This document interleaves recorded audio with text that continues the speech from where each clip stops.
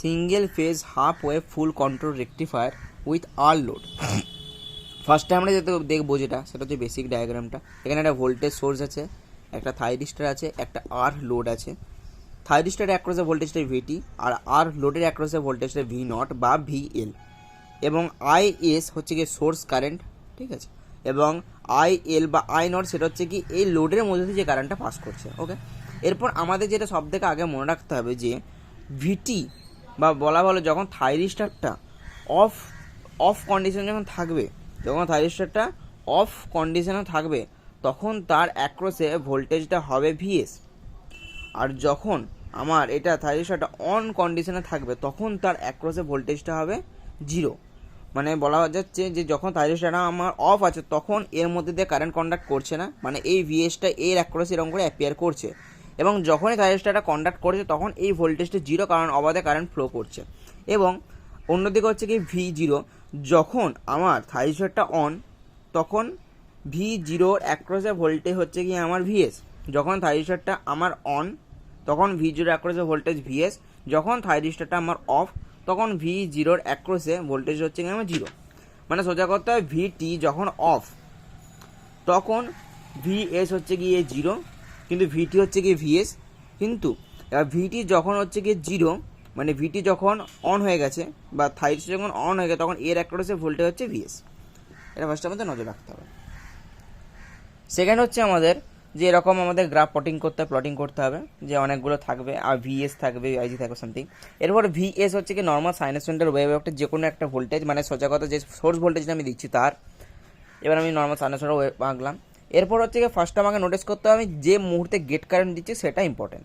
ফার্স্টে আমি ধরলাম যে আমি একটা সামথিং একটা অ্যাঙ্গেলে ধরলাম যে পাই অ্যাঙ্গেলে এখান থেকে এতটা, বা কমও নিয়ে যেতে পারে বা একটু বেশিও নিয়ে যেতে পারে, যাই হোক পাই ধরলাম আমি আলফা অ্যাঙ্গেলে আমি একটা গেট কারেন্ট প্রোভাইড করলাম, ঠিক আছে।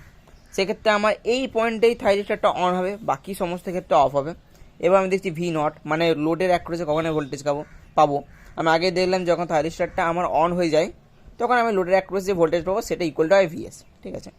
এরপর আমার কারেন্ট ভোল্টেজটা এখান থেকে অ্যাপিয়ার করতে শুরু করছে, বা সাইনোসয়েডাল ওয়েভটা আমি এরকম করে আঁকাবো ফার্স্টে, এরকম যেটা হয়, নিচে তো হবে না কারণ যেহেতু নিচে নেগেটিভ স্টেটে থাইরিস্টারটা আমার অফ হয়ে যায় ন্যাচারাল কমিউটেশনের জন্য। তো যাই হোক আমার এরকম স্টার্টটা হলো। এরপর আমার এই মোমেন্টে আমার থাইরিস্টারটা কন্ডাক্ট করবে না কারণ সেটা অফ স্টেটে আছে। আমি পালস দিচ্ছি বা ট্রিগার করেছি এই আলফা অ্যাঙ্গেলে, যেন আমার এই অ্যাঙ্গেল থেকে ভোল্টেজটা অ্যাপিয়ার করতে শুরু করছে, এরকম করে এলো। দিয়ে এখন এই যেহেতু এটা নেগেটিভ দিকে যাবে না সেই জন্য জিরোতে এটা স্টে করলো, যেহেতু এটা হয়ে যাবে ন্যাচারাল কমিউটেশনের জন্য থাইরিস্টার অফ হয়ে যাবে। যেমন এরকম এলো, এরকম গেল, এরকম গিয়ে এরকম, যেহেতু আবার এই পয়েন্ট আমি গেট ট্রিগার করেছি সেই জন্য এখানে আবার উল্টো দিয়ে এরকম করে নেমে গেল। এটা হচ্ছে কি আমার লোডের অ্যাক্রসে ভোল্টেজটা। এরপরে দেখবো যেটা যে লোডের অ্যাক্রসে কারেন্ট আর সোর্স কারেন্ট।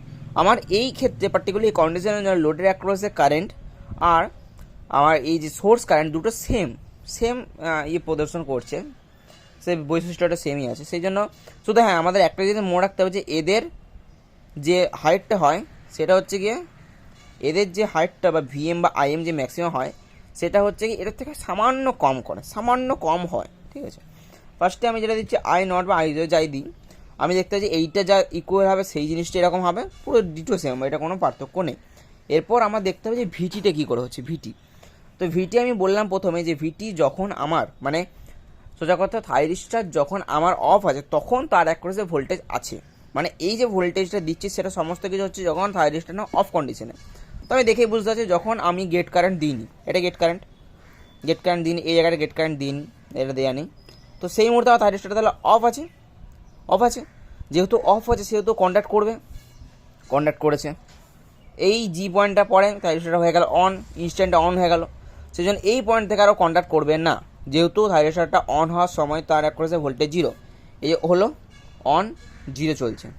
এবার দেখতে পাচ্ছি যে এই পয়েন্টে যেহেতু ন্যাচারাল কমিউটেশনের জন্য থাইরিস্টারটা অফ হয়ে যায় সেহেতু তার অ্যাক্রসে থাইরিস্টার করে ভোল্টেজ আমার অ্যাপিয়ার করে ভিএস, সেই জন্য আমার এরকম করে এসে এখান থেকে ভিএস অ্যাপিয়ার করলো, যেহেতু আমার ওকে তখন থাইরিস্টার জিরো।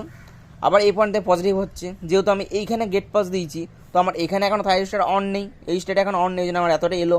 এবার এই স্টেটে গিয়ে আমি বলতে পারি যে থাইরিস্টার আমার সেট করে অন হয়ে গেল, যেহেতু আমি গেট কারেন্ট দিয়েছি সেই জন্য অন হয়ে গেল, এবং তখন আমার এটা আবার জিরো হয়ে গেল। আবার এখানে যেহেতু আঁকা নেই, যাই হোক যদি আঁকা হয়ে থাকে এখানে একটা গেট ট্রিগার হবে, এখানে হবে না, এটা তো নেগেটিভ, সরি এখানে গেট ট্রিগার হতো।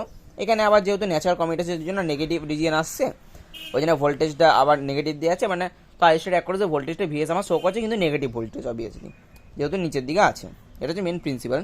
এবার এটা ছাড়া আমাদের এরপরে কী করতে হবে, যে আমি যে আউটপুট ডিসি ভোল্টেজটা পাচ্ছি রেকটিফায়ারের পরে, সেটা আমার কীরকম করে আমি নিতে পারি নিজের মতো, যেহেতু কন্ট্রোল এটা, সেহেতু আমি কীভাবে কন্ট্রোল করতে পারি। সেই জন্য আমাকে এটা কি করতে হবে, যে আমার কত গেট কারেন্ট দিলে আমি একটা কনস্ট্যান্ট ডিসি ভোল্টেজ বা আমার ডিজায়ারেবল ডিসি ভোল্টেজ সেটা বার করতে হবে। সেই জন্য আমি কী করছি, এটাকে নর্মাল একটা ইকুয়েশনে ফেললাম, sinusoidal wave 1/t × 0 to t V into omega T into D into omega T হলো।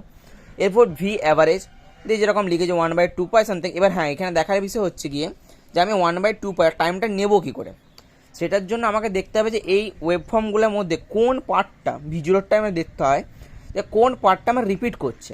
এবার আমি দেখি যে আমার এই পার্টটা, সাপোজ আমি যদি ধরলাম এই পার্টটা মানে 0 থেকে এই যে পাই, এই পার্টটা যদি আমি ধরে এরকম করি, এই পার্টটা তো নেই, তাহলে সেক্ষেত্রে আমার এই জিনিসটা এখানে রিপিট করছে না অবভিয়াসলি।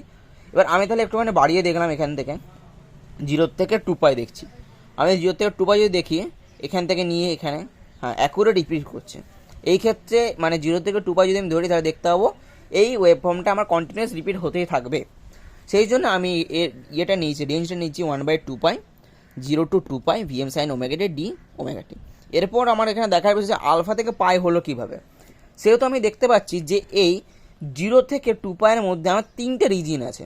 যেমন হচ্ছে যে এই একটা অফ কন্ডিশন আছে, এই একটা অন কন্ডিশন আছে, এই একটা অফ কন্ডিশন আছে। ওকে, এরপর আমি যদি এখানে অফ কন্ডিশনগুলো নিতে শুরু করি, সেক্ষেত্রে আমার আলটিমেট অ্যান্সার ওটা 0ই চলে আসবে। যদি আমি এখানে নিই, মানে এটা সোজা কথা ইন্ডিকেশনটা ভাঙা যাবে এরকম করে, যে 0 থেকে আলফা একটা হবে, তারপর আলফা থেকে পাই একটা হবে, পাই থেকে 2π একটা হবে, ঠিক আছে। এবার সেক্ষেত্রে আমি যদি দেখি যে আমার বাকিগুলো তো লাগবে না, যেহেতু অফ স্টেটে আমার ওর অ্যান্সার তো আলটিমেট 0 আসবে, কারণ এখানে তো কন্ডাক্ট করছে না, 0 আসবে। সেই জন্য আমার দরকার শুধু এই আলফা পয়েন্টার থেকে পাই পয়েন্ট অবধি। এই জন্য আমি আলফা পয়েন্টার থেকে পাই পয়েন্ট অবধি নিয়েছি, এবং যেরকম ইন্টিগ্রেশন করে জাস্ট একটা ইকুয়েশন আনলাম, তার থেকে বোঝা গেল আমার ভি অ্যাভারেজ যেটা হবে সেটা এই ইকুয়েশনে ফেললে আমি ভি একটা অ্যাভারেজ বের করার জন্য যত পরিমাণ আইজি কারেন্ট মানে গেট কারেন্ট দিতে হবে সেটা আমি পেয়ে যাবো।